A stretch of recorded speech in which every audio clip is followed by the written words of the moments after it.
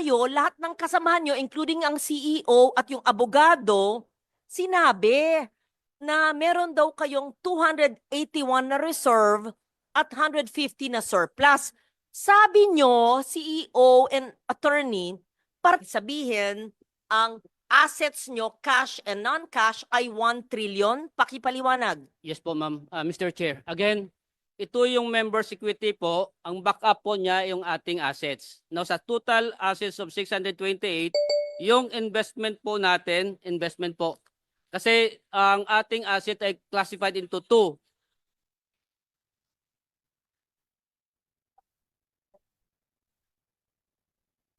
Quiet mo na or Diba?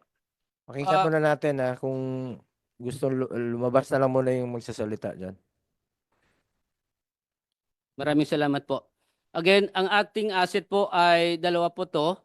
We have current and non-current assets. Now, on the part of our investment portfolio po, Ilagay sa screen. mayroon pa tayong papakita natin doon. Papakita natin. Oo. Papakita natin doon. Sige. Ma'am, Mr. Chair, Honorable Ligarda, again, dalawang klase po yung ating assets, current and non-current assets. Now, as mentioned by our PCEO, the total investment portfolio, 489, dito po siya nasa asset po. So, ibig sabihin, our reserve and our surplus, ang backup niya ay ang ating assets. Now, sa asset po nito, malaking 489 Opo, malaki assets. Op- And these are current assets. investment portfolio po yung Kaya nga, 489 po. 489. Opo. Investment portfolio. So, Ibig sabihin, ito po ay cash na ini-invest po ninyo para ini-invest po nyo sa bangko, sa financial institution na meron pong interest. Tama ba ho? Opo. Okay? So, i-breakdown meron po kayong- natin, ma'am. Ano po? I-breakdown po natin. One question lang. Anong Sige. kinukonsider mo ba ang PhilHealth as negosyo o medical insurer? Health insurance po tayo. Health. Opo. Oo. Very clear po sa amin na health Paintindi mo insurance. sa mga kababayan natin. At pangalawang tanong, saan nyo kukunin ang inyong working budget for next year na 200, how much is that? 280? 281. Saan nyo kukunin dito sa sinasabi ninyo?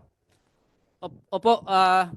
The source of our 284 corporate operating budget sa year 2025, estimated direct contribution of 203 billion, investment income of... Direct contribution, ito yung amin. Amin to. Atin po, atin. Atin yun. Opo. Kaltas sweldo natin. Opo. So, yung sweldo natin, ito yung sa working budget ninyo next year. Opo. Kasama po Nakolekta siya na dyan. to, hindi pa?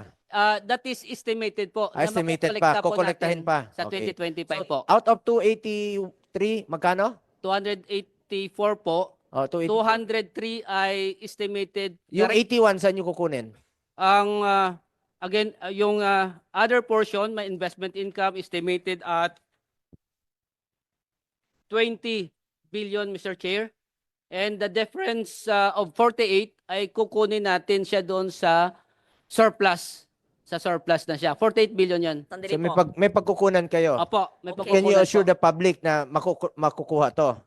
Yes po, Mr. Chair, Honorable Yung, Ricardo. yung 30th anniversary, saan kukunin? Hindi nyo pa sinasagot. 30th anniversary Yung po, gastos nila sa 30th anniversary. kasama po siya dapat sa COB 2025. But Saan na kukunin doon sa pondo na yon? Anniversary, the board approved the 323 for the stamp. Saan na kukunin doon? 323,000. Doon kukunin sa inyong working budget itong Okay. gastos sa anniversary. Doon kukunin. Mr. Chair, as discussed kagabi sa House, that 323,000 galing sa 2024 extended validity. Yun muna yung in-approve po ng management and ng board.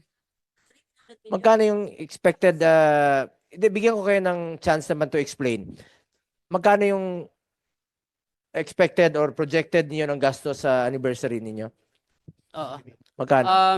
Mr. Chair, The initial proposal ay 138 billion proposal. Initial.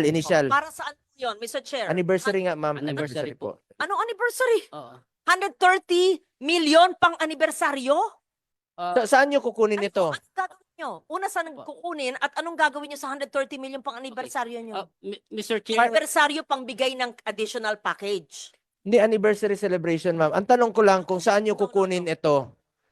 Sa part ba ng working budget ninyo kukunin yung 138? Mr. Chair, ito po ay again proposal pa lang siya. Proposal. Kaya nga, Pag kung matutuloy na-approve siya ito, ng saan board, kukunin? Ay kukunin siya sa corporate operating budget Sa sa part pa rin admin. ng working Team budget OOH. ninyo. Yes Oh. po. Ilang pasyente ang matutulungan yan? Yan, ang pinapakompute ko sa inyo. Baka naman pag, let's give them the benefit of a doubt, Mr. Chair, anniversary budget, 30 years na sila, 137 million, 138 Opo. million. Sabihin mo, sir. Siguro naman, hindi naman yung Christmas party or celebration. Siguro naman, hindi biyahe. Siguro naman, hindi pagkain ng mga officers. Siguro, ito ay pagpalaganap ng mga package. Di ba po? Ano ba yung 138 million? Ma'am, Eh, Mr. Chair. Oh, ano ba? Mr. Chair, sorry. Pakisagot lang, no? Yes. Yung 138 million, saan gagamitin at saan ang gagaling? Tapos balik sa tanong ko na yung 600 billion at 431 billion, hindi pa rin maliwanag kung pareho ba to o iba po. Mr. Chair, we'll just explain very quickly, just for the purposes of to expedite the discussion.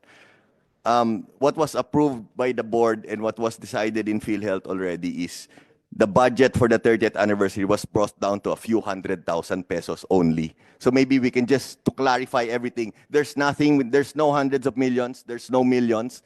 So just so that we can continue with the discussion, please. Yan ang tinanong ko kanina at sabi mo, you will explain it later. Yes. So nauna nyo pong sinagot yung mga tanong ni Senator Ligarda kaysa sa mga tanong ko na hindi pa rin nasasagot until now. Pakisagot muna. So just to answer nga very quickly, Mr. Chair, we are only planning to spend a few 100,000 pesos for 30th anniversary. Yan lang po, wala pong mga excessive spending So ibig po. sabihin, Just to simplify the discussion. projected pa lang ito. Actually, may mga proposal, Proposal. but Sandali, with this, sandali. Hindi pa natutuloy. So good. Hindi Thank pa, you hindi for pa, asking hindi that. pa natutuloy. You're spending a few hundreds of thousands, but we see on the board, it is not consistent with what the CEO is saying. It's 137.7 million. What is this? An invention, a proposal of some brilliant person? Buti na lang, merong nagkontra at may board. Ano ba ito? Gala night. Gala night. And Sports Fest, 32 million and 13 million. Habang ang dami-daming nangangailangan ng healthcare. Anyway, erase na ito. Who's the smart person who yeah. gave this? Mr. Chair, this was endorsed by a group inside PhilHealth. Sino So, yung grupo? You have to name the group because you have to enlighten that group. Kung hindi po dinis-approve ng board ito at hindi kami nanunood sa inyo, walang oversight function ang Senado, ang Congress, you could have because you're a GOCC. We don't watch you every day. Mr. Chair, Madam, Sino po ang brilliant na It's- nagbigay nito? we have an anniversary committee.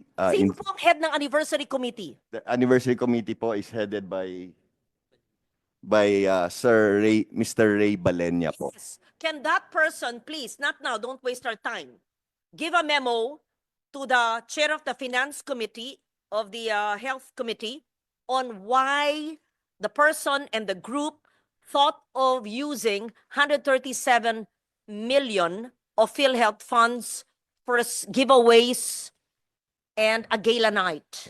We will submit, Your Honor, we will submit it within the day to Congress, no? A sports meet. 2 years to the Senate. For 32 million in a gala night with PROs, I hope it's not GROs, at 13 million in a gala night with HOs for another 4 million, blah, blah, blah. And, okay. We don't, and umbrellas for 7.9 million? What's this? Special tokens and umbrellas? Senator Lauren, Ma'am, to may lang simplify po, the no? discussion, Okay. all of those, Kaya nga, projected o plano niyo lang po, kaya ang tanong ko lang naman po sa inyo kanina pa, Kung sakaling natuloy po ito, ilang pasyente po ang makikinabang dito? Ilang pasyente po ang naghihingalo na matutulungan dito? Ilang buhay pa po ang masasalbar dito? Yes po. Kaya sabi ko sa inyo, dito sa ating panggobyerno, parati isipin natin, konsensya. Back to the Yeah. 600 Thank you. billion. Yung mahiwagang 600, kasama ba ho ang 431? Iba pa po. Thank you. Mr. Chair, Honorable Ligarda, the 628.2 billion is the total assets. Kasama po dito ay ang ating investment portfolio po of 489 billion po. And ito po ay composed of the following. Nasa special savings deposit po, Land Bank and DBP, a total of 104 billion. And a big portion of our investment portfolio, 76.70% ay 375.4 billion pesos government securities. And we have the corporate bonds of 10.1 billion pesos, that is 2.07% of the total 489.5 billion po. So dito po nakapasok ang ating investment, and ito po ay available natin na investment siya and convertible into cash. Pangangailangan mo ng korporasyon na magbayad ng benefit payment po natin, ito po yung ating gagamitin po, Okay. which is back up doon sa ating reserves. 628 billion. Cash, ito po yung 49.9, almost 50 billion. Ito po yung nakadeposit sa government institutions, right? Yes po, ma'am. Okay. Investment in time deposit, pareho pa rin sa cash and cash equivalents and investment in time deposits, Opo. 49.9 and 71.5. Tama po? Opo. Ano yung cash equivalents? Ano yung 49 kung hindi po time deposit? Opo. What are these? Cash in cash equivalent po, kasama po yung cash in bank, and then the special savings deposit. Wag tanggalin nga, binabasa ko po eh. I don't wanna see our faces there. Pakilagay po ulit. Sino nagtanggal? Bakit pa tinatanggal? Pag binabasa ko, tinatanggal. Pakibalik. Please naman po. Iniisa-isa ko, tapos tatanggalin. Ibaba mo na yung bag mo. Okay po. So, the cash on hand, not in time deposit, is 49.9 and time deposit is 71. Receivables is 112. Receivables from whom? From members?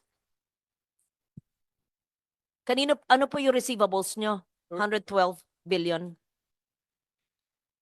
Receivables, Mr. Chair, Honorable Ligarda, receivables from national government, NGA, of 77